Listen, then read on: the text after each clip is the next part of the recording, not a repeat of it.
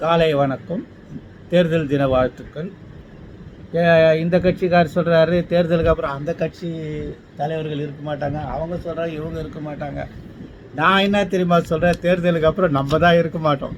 நம்ம இருக்கிறோமா இல்லையான்னு அவங்களுக்கு தெரியாது.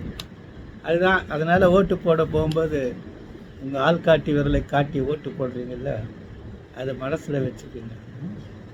நீங்கள் ஆள் காட்டி விரலால் இன்னாரை தேர்ந்தெடுக்க வேண்டும் மட்டும் கையை காட்டுவதற்காக மாத்திரமல்ல, அவர்கள் தவறு செய்தால் அதே விரலை நீட்டியும் காட்டலாம்.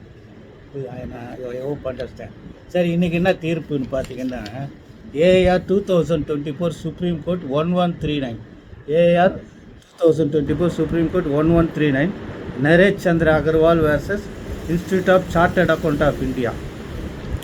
சபார்டினேட் லெஜிஸ்லேஷனை எப்படி சேலஞ்ச் பண்ணுறது, அல்ட்ரா வைரஸு அப்படின்றது சம்மந்தப்பட்டது. சார்ட்டர்ட் அக்கௌண்ட் ஆக்டில் ரூல்ஸ் ஃப்ரேம் பண்ணுறாங்க. என்ன rules? Chartered accountant procedure of investigation of professional and other misconduct and conduct of cases rules 2007. இது எப்படி எங்களுக்கு என்ன சம்மந்தம் அப்படி இப்படின்னு நினைக்காது. சார்ட்டர்ட் அக்கௌண்ட் இல்லை, இது bar council act, advocates act, நம்ம ப்ரொஃபஷனலில் நடக்கிற மிஸ்கான்டக்ட்டுக்கும் சம்மந்தப்பட்டது தான். அதனால் அதில் ரூல்ஸ் எதையாவது சேலஞ்சு பண்ணணும், எப்படி சேலஞ்சு பண்ணுறதுன்றது தான் இந்த தீர்ப்பு சொல்லுது. இதில் 5 வகையாக, 5 இல்லை, ஹெச் வரைக்கும் 1 2 3 4 5 6 7 8 வகையாக எப்படி சபார்டினேட் லெஜிஸ்லேஷனை சேலஞ்சு பண்ணலாம். பேரண்ட் ஆக்டை சேலஞ்சு பண்ணோம்னா ஃபண்டமெண்டல் ரைட்ஸ் வயலேட் பண்ணிச்சுன்னா அங்கே போய் சேலஞ்சு பண்ணுறது. இது சபார்டினேட் ரூல்ஸ் ஒரு ஆக்ட் இருக்குது. இப்போ இது சார்ட்டர்ட் அக்கௌண்டன்ட் ஆக்டில் அந்த ரூல்ஸ் ஃப்ரேம் பண்ணியிருக்காங்க. நமக்கு அட்வொகேட்ஸ் ஆக்டில் bar council of India rules frame பண்ணுறாங்க. அதுலேயே ஒரு எப்படி மிஸ்கான்டக்டை டீல் பண்ணுறதை பற்றி ரூல்ஸ் அதை சேலஞ்சு பண்ணணும்னா இந்த 5 மெயின் திங் என்னென்னா, பேரண்ட் ஆக்டில் என்ன பர்பஸுக்காக ரூல்ஸ் ஃப்ரேம் பண்ண சொல்லியிருக்காங்களோ அந்த பர்பஸில் இருக்க ரூல்ஸ் தாண்டி எக்ஸஸாக பே பண்ணால் அது ultra virus to the parent act. இதுதான். இதில் இவங்க என்ன சொல்கிறாங்கன்னா, இந்த கேஸில் ஜெனராலிட்டி எனுமரேஷன் ஜென்ரலாக பவர் கொடுத்துட்டாங்கன்னா ஆப்ஜெக்ட் ஆஃப் தி ஆக்டுக்கு அதை ஃப்ரேம் பண்ணலாம் அப்படின்னு சொல்லி இவங்க அருமையாக இதை டிஸ்கஸ் பண்ணியிருக்காங்க.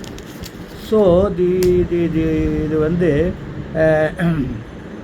ஜென்ரல் டெலிகேஷன்ஸ் வேறு, எனுமரேட்டட்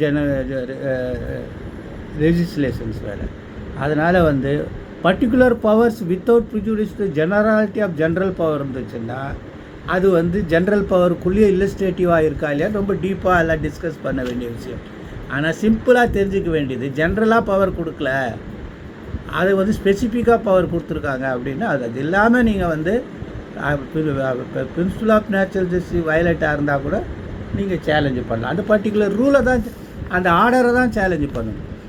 ரூல்ஸையே அல்ட்ரா வைரஸ்ன்னு நிறைய திடீர்னு நீங்கள் ரொம்ப வேகமாக டீப்பாக ஆர்கியூ பண்ணும்போது திடீர்னு ஒரு இன்டெலிஜென்ட் ஜட்ஜு உங்களை பார்த்து என்ன கேட்பாருன்னா, நீங்கள் ஏன் ரூல்ஸை சேலஞ்சு பண்ணலன்னு. So challenging the act is totally different.